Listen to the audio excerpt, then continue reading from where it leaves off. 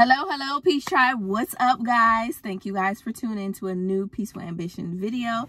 Guys, I know it may seem a little awkward that I am in the car. However, my kids do online schooling, so they're in the house and I didn't want to distract them with my video. So I also have Talani that's in the house that can distract me. So I went ahead and decided just to take it to the car. So if you guys see me in the car a lot, don't mind me. It's just me trying to alter myself around my children because I don't want to distract them from school. That is number one.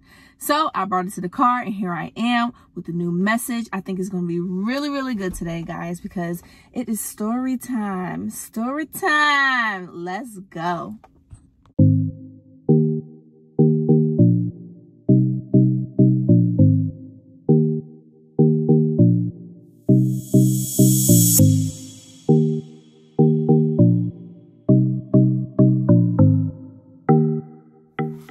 Okay, people, so before we get into the topic or the story time today, I want to ask you guys, if you're not already subscribed to the tribe, go ahead and join. Hit that subscription button down below. Make sure you hit that bell, ding-a-ling-a-ling, and you also share this video. Make sure your post notifications are turned on, so every time I drop some content, you will be first to know, because you are now officially part of the Peace Tribe. So welcome everyone again. Today, guys, we are going to just jump into story time. Guys, we're going to be talking about my experience with postpartum depression.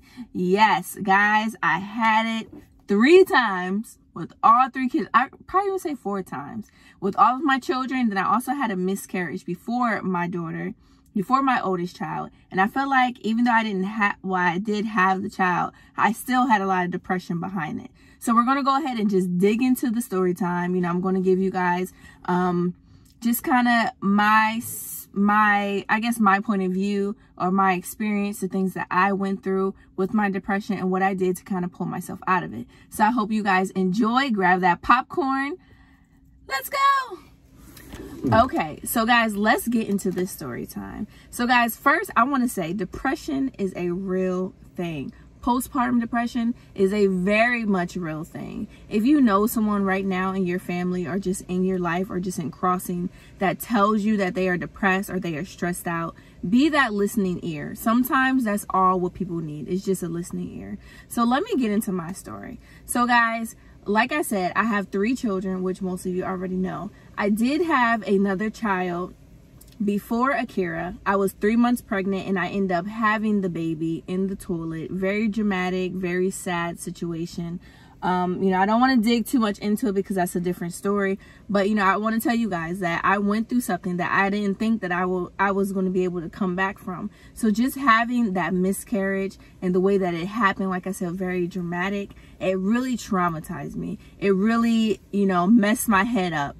It really took me to a dark, deep place and within me that I didn't even know that I had. And I was really lost at that moment. So, I don't want to say that I had postpartum depression just because, I didn't have a full-term baby and, whatever the case is. But I definitely had depression. Guys, I'm going to tell y'all this really fast. This is a story within a story. But I feel the need that I have to tell you all in order for you all to really understand where I'm coming from. So when I had my miscarriage with my first baby, I was only 3 months pregnant.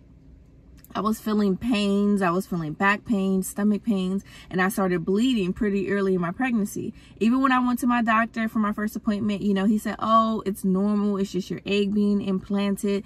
No worries. All these pains that you're going to feel is going to go away soon. So, in my head, I felt like something was wrong. I felt like, I don't think this is how it's supposed to be. But, hey, I'm not a doctor. I don't know. Let me just roll with the punches. Guys, literally maybe a few days after having my doctor's appointment, I woke up in the middle of the night, went to the bathroom, and blood, the baby, everything just came out in the toilet. Like I said, guys, dramatic, I know. So, make a long story short, we found out that I had a miscarriage. I had to go to the hospital. I had to bleed out. I had to go through a lot of things that in the moment I didn't really think about, oh, I'm not pregnant. I was just kind of going through the motion, doctor talking to me. I got to get this, I got to get that. So, it was just kind of in the moment. So after, when I went home, maybe even not the same day, maybe even 2 days later, I went home and I literally, like I said, 2 days later, I had a breakdown. I broke down, I cried, I threw stuff, I threw myself all over. You know, I just felt like, whoa, I'm really not pregnant. And, you know, it was crazy because it was really just hitting me that I was pregnant. Like I said, I was only 3 months pregnant.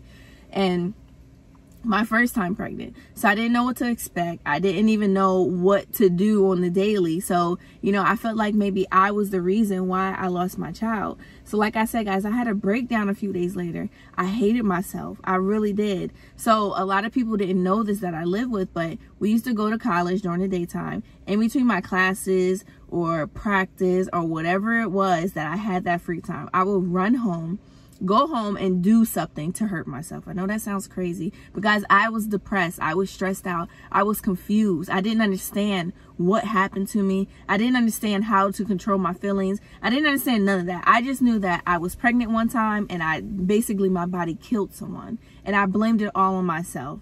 So with that being said, guys, before I jump back into the story, with that being said, you never know what people are going through.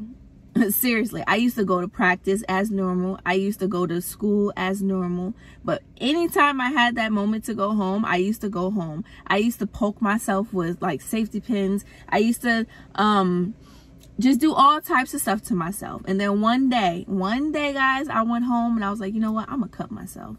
I'm gonna make this pain that I have inside of me. And I'm sorry if I cry, guys. I'm a crybaby, but it's always emotional when I bring this up. I'm gonna make this pain that I have inside of me come out like that. I guess that's what I was trying to figure out, how I can make my internal pain come out of me so I don't have to deal with it anymore. Like I said, guys, I was really confused. I was really lost. So I went home. I had a knife. I had it right here at my wrist. I was in the closet, my same old spot where I always was, you know, when I did my dirt. And I literally, guys, I literally was about to cut myself. And I could have bust my vein. I could have killed myself at that moment. Like, you know, I could have. And I wasn't really so much suicidal. I just felt like I wanted to hurt myself. I wanted to hurt myself so the pain that I felt inside of me could go away. And I know it may not make sense to a lot of people, but people that feel pain, you know, you may understand, but that's just the way that I was registering my pain back then. I was really young. So guys, I had the knife to my wrist like this, and I was ready to cut myself. I was having my eyes closed and I literally was about to cut myself. And I heard a voice. I heard a voice say, stop. Like, not in my head, not even in my apartment. It just felt like it was, I don't even know how to explain it, guys. It felt like somebody was like right in front of me, but everything around me also stopped. I've heard a voice. I can't tell you if it was a woman or a man, but I heard a voice. And they said, stop. If I gave you a child once, what makes you think that I can't do it again? Guys, at that moment, I took a deep breath. I dropped the knife on the ground. And again, no one else is home. I'm in the house by myself, you know, doing what I usually do for the past couple of weeks, hurting myself, trying to figure out a way of, you know, getting through to myself when I'm lost myself. And here it is, this voice that tells me, I gave you a child once. What makes you think that I can't do it again? It had to be God. Guys, when I heard that voice, like I said, I dropped the knife and I just cried. I think I cried for about 2-3 minutes. And I pulled myself together and I said, okay, I hear you. I'm no longer going to hurt myself, because I felt like at that moment, guys, I didn't know what I was doing. I never cut myself before. I never did these things that I did before. So, you know, I'm not a professional. I could have cut my wrist and died at that moment. And then I wouldn't be able to have any more kids. I wouldn't be able to even be here to talk to you guys. So, you know, just to kind of give you guys that background, you know, I was willing to do things to hurt myself because I didn't understand. So that's kind of reason why I do Peaceful Ambition, because guys, I've been through a lot of things. As young as I am, I've been through a lot of things, and I feel like I can help other people. So, you know, like I said, if someone is depressed, someone is going through something, try to be that listening ear, because I felt like if someone would have came to me and said, Tiara, what's going on? Or, you know, tell me how you're doing, I probably would have spilled my beans. I probably would have told them everything that was going on with me. But no one, I wouldn't say no one seemed to care, but no one seemed to really, you know, think about what's going on with me. You never know what someone's going through. So you always want to be that person. But yes, guys, that happened with me, my first child that I basically have my miscarriage. So depression is so real. You know, even though people couldn't see it on my face, they couldn't even tell by the way that I act. I was depressed. I was dead inside, and I was willing to do something to even hurt myself, to kill myself. So depression is very, very real. Now, once I did get over that hump, you know, with my miscarriage, and it still hurts me to this day. It's not something that I could just forget about or whatever the case is. Definitely not. But, you know, I ended up getting pregnant the next year. And I had my baby, Akira. Akira was my pride and joy, and she still is my pride and joy. You know, my pregnancy was easy breezy. I was still running track throughout my pregnancy. I loved to feel the kicks in my baby's stomach, feel the kicks in my stomach from my baby. You know, life couldn't get any better. And it wasn't until, you know, I actually had Akira, and I was in Kentucky at this time. When I found out I was pregnant, I decided to move to Kentucky so I could be with Akira's father, my husband, and we can be together, who was not my husband at the time until like a month before Akira was born.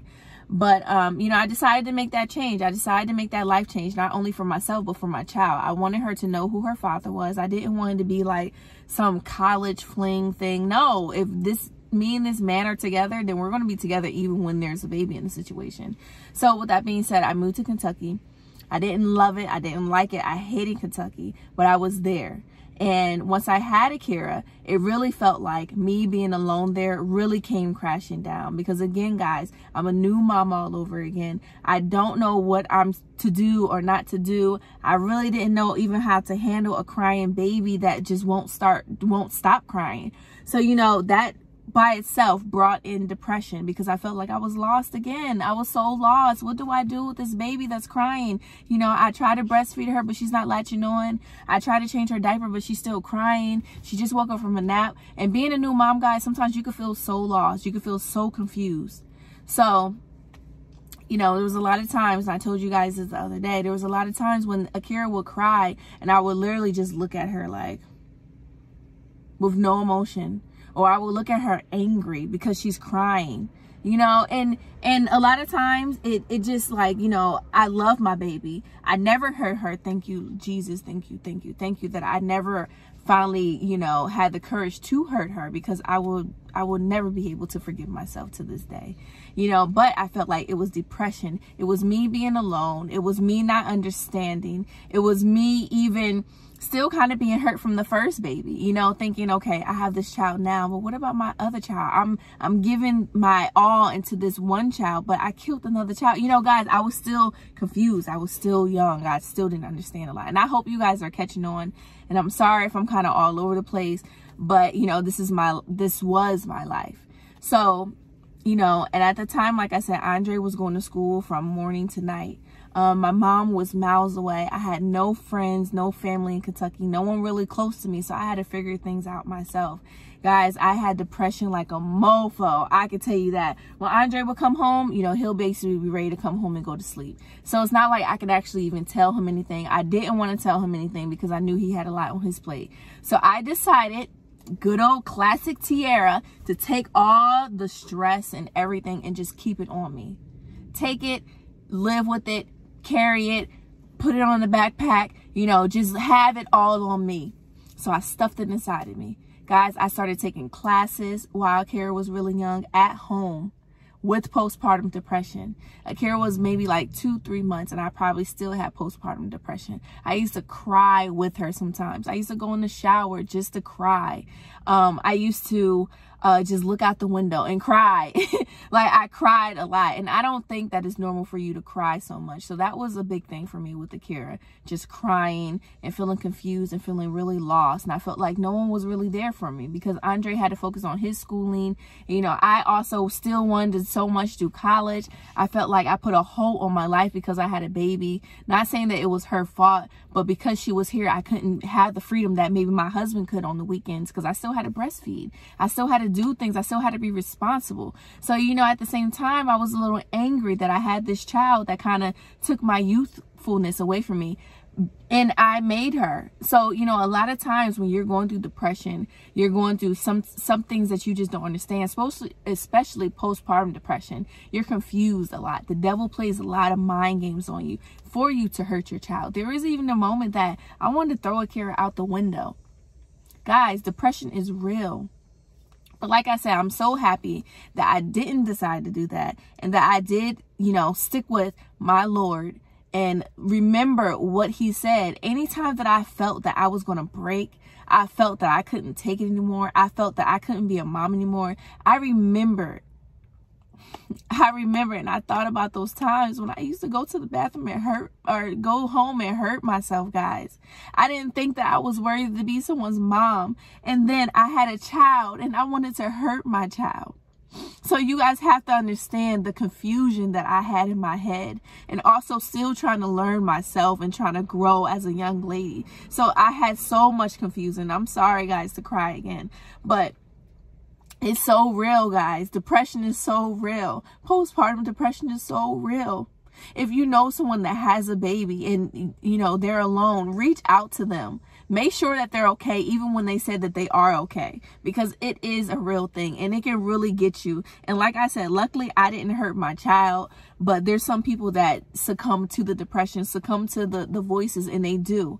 So you really want to just look out for them, guys. And like I said, this is just my experience as a mother, my experience as a human being. And I'm so sorry if I'm crying and looking like a crybaby and everything, guys, but it always just pulls at my heartstrings to know that, you know, I was there at one moment and I was so confused, and here I am now. So let me just keep going. Let me keep on, tears. I got to pull myself together.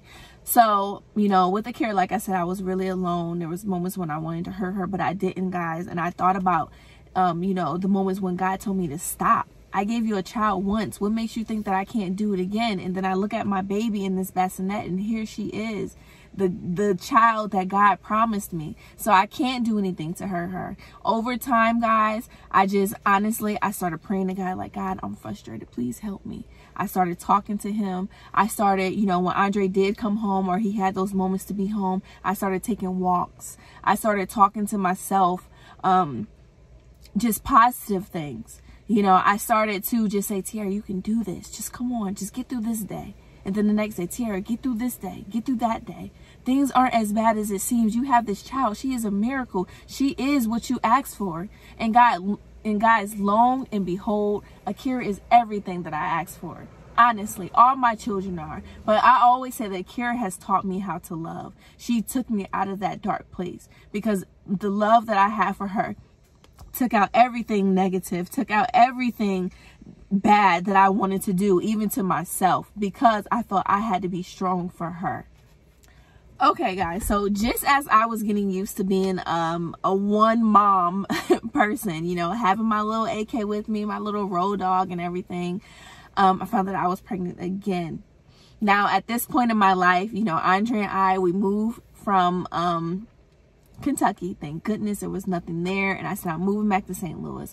I'm going there to start my life. And Andre said, okay, you know what, I'm gonna go to St. Louis too. I'm gonna go to the college out there. And we got pregnant with Tayden. Guys, I was living with a teacher. I wasn't in a good position to even have one child, let alone get pregnant to have another one. So with Tayden, I'm not gonna lie, with Tayden, I hid my pregnancy as long as I could. And it wasn't because I was ashamed of me being actually pregnant, but I was ashamed that I was bringing someone in this world that I couldn't take care of. We were already struggling with Akira. Like I said, we were living with someone. Andre was going to school again in St. Louis. He had to live on campus, and I was still trying to go to school while also juggling Akira, getting picked up from daycare. Also, I was living with a lady that was kind of sick, so I had to take her to her hospital visits and all that stuff, while also trying to work. So guys, I was grinding. I was trying to figure my way out. I was still trying to take care of Akira, still trying to go to school, still trying to figure out everything. And then I found out I'm pregnant again, and I'm just like, oh Lord, why? Even though I didn't wear protection, I knew that it can always happen. But I was on birth control. I think I was on the with Akira, I was on the shot, and with Tayden, I had the, I don't know if you guys know what the Mirena is. Basically, it's like a Y-shaped thing that they put inside of you, and it's supposed to clamp your fallopian tubes. So you're not supposed to, I don't know, have periods, or your eggs aren't supposed to, I don't know the technical terms, guys, but your eggs aren't supposed to be able to get ovulated, basically.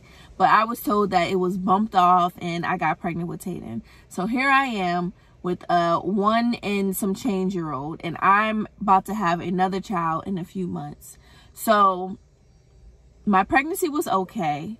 You know, I was pretty positive. I just try to keep it to myself as much as I could and just keep on grinding. But, you know, after a while, I couldn't hide it that I was pregnant, and I just embraced it, because from the time that I had my miscarriage and from the time that I got pregnant with Akira, I told myself, no one is going to make me feel bad for having a baby. No one is going to make me feel bad for who I am or what I'm doing. So, you know, after I had Akira and got over that postpartum depression moment, I decided that, you know, I'm not gonna be sad no more. I'm not gonna be that person that I was with this child. I'm gonna be proud. So, you know, after a while, people start seeing my belly. I'm like, yeah, I'm pregnant. I'm having a boy. He's due in October. What's it to you? That was kind of my attitude. Like, you want to attack me? You know what I mean? But I was still kind of like, I didn't want people to know. But if you figured it out, you figured it out.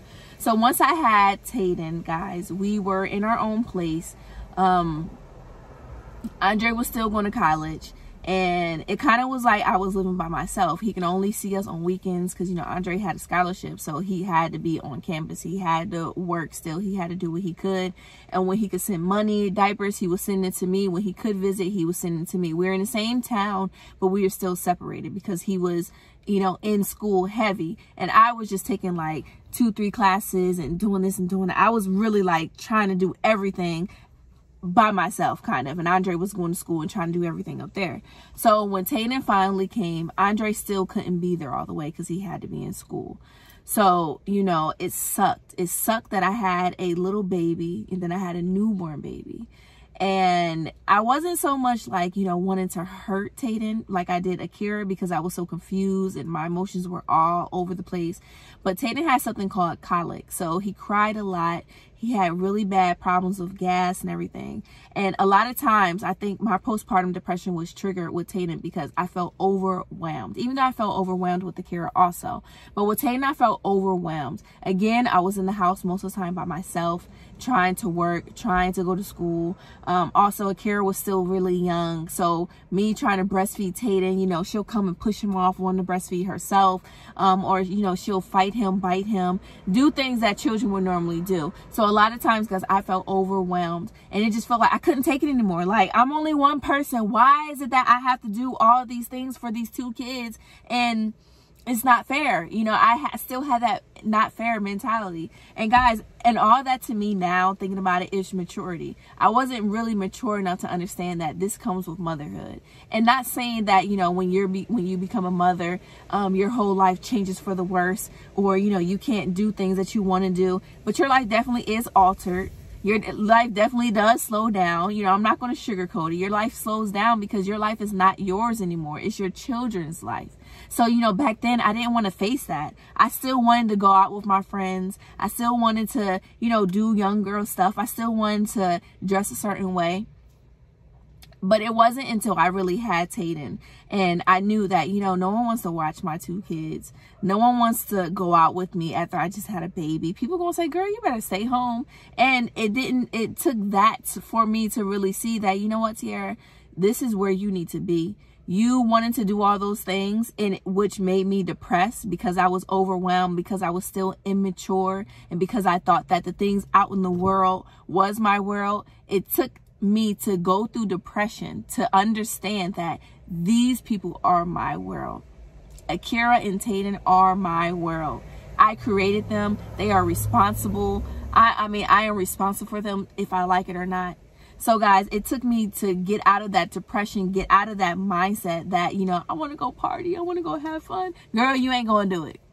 I had to remember that. I had to know that these children are mine. They're no one else's. So all that sadness and everything that you had, you got to throw that out the window. So after a while, you know, Tayden postpartum depression wasn't so bad, but I did cry a lot because I felt like I was missing out a lot. And guys, a lot of times when you are young and when you have kids, you're going to feel that way. You're going to feel like, you know, my friends are still young. I was only 23 when I had Tayden in college.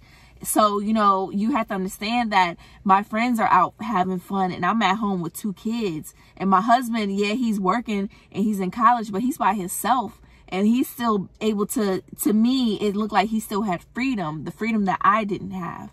So, you know, maturity goes a long way. So eventually I was able to get over that depression and everything, you know, again, just being positive, enjoying my children, just living for them and learning from them every day, and learning, you know, to love them and love myself even more. And then years later, guys, here comes Miss Talani. And you know, when I was pregnant with Talani, I was like, I got this in the bag. I'm not going to let depression come and try to take me over like it did Akira. I'm not going to let me feel like I have to go out, take over my overwhelmness or my stress, whatever the case is, like it did Tayden.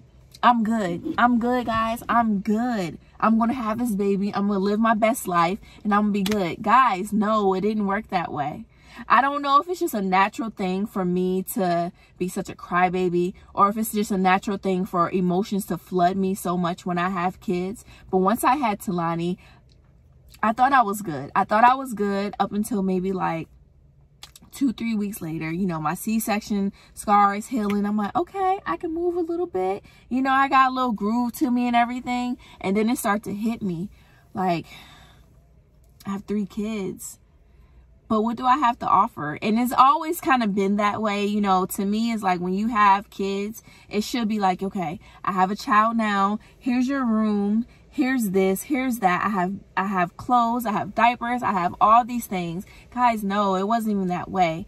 You know, Talani, when I was pregnant with Talani, I tried to get as much as clothes as I could, diapers as I could, and everything. You know, she came into a loving family and everything, but I still felt like I didn't have enough for her. I didn't have enough for me to say, I have 3 kids and they are all perfect in every way, and I have everything that I want to give them, because that wasn't the case. Guys, I became really sad. I became really depressed because I felt like, okay, I have 2 older kids that been through the struggle with me, and here we are now. We're definitely better in life than where we were when they were babies. But I don't want to bring another child in this world where she has to feel the struggle that my other children has went through. So it did bring a lot of depression over me.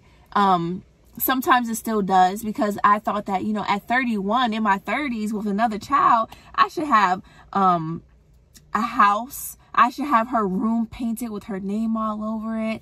You know, I should be able to give her those diamond earrings when she first gets her ears pierced. I should be able to do those things that I wanted to do with Akira. But I knew back then that, you know, I'm in my 20s. I'm 21 right now. I can't give these things to my child. But when I do have children, maybe in my 30s or later on in life, I'll be able to give those things to them. And here I am later on in life, and I still can't give those things to my children the way that I did. So it did bring a lot of postpartum depression on me. Just the fact that I had this new child and I can't give her the life that I wanted to give her, especially as a little baby. You know, I don't want her to grow up and know that sometimes we can't have electricity like we did with Akira and Tayden. You know, even though they may not remember these things, remember those things that they've been through, but still I remember that for them, and I didn't want those things for Talani. So, you know, it took a lot of pulling negative emotions out of me, pulling, you know, different point of views out of me, even thinking of what other people will think. Years later, here I am, and I'm basically kind of living the same life that I did when I had my other 2 children. Still not living, you know, my best life, still not being able to flourish and to be that mom that I really want to be, because I have things that are stacked up against me. But guys, when I really sit down and think about it now, God has gave me, I'm about to cry again, God.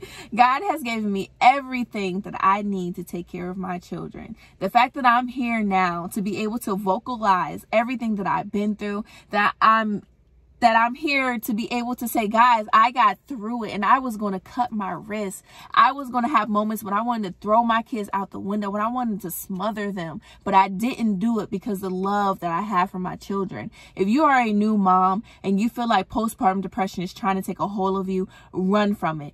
Push those things out of your head. Just know that no matter how you feel, don't hurt your child.